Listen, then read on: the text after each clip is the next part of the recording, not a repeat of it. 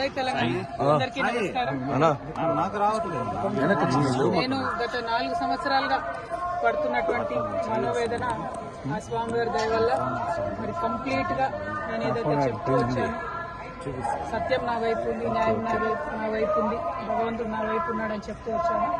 అదే నిజమని రుజువు చేస్తూ కంప్లీట్ గా కోర్టులో మరి క్లీన్ చీట్ రావడంతో స్వామివారికి కాలినడకన వచ్చి మొక్కు చెల్లించుకుంటానని అనుకున్నాను. దానికోసం ఇవాళ ఇక్కడికి రావడం జరిగింది. నిన్న కాలినడకన కొండకెక్కి ఈరోజు పొద్దున్నే స్వామివారి దర్శనం చేసుకోవడం జరిగింది.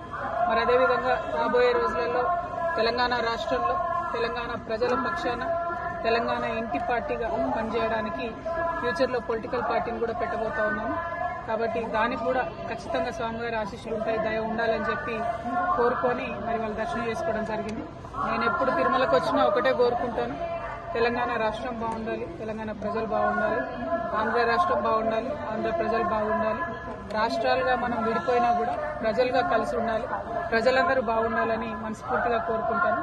అదే జరగాలని చెప్పి మళ్ళీ ఒకసారి భగవంతుని కోరుకుంటూ థ్యాంక్ యూ. జై తెలంగాణ, జై ఆంధ్ర.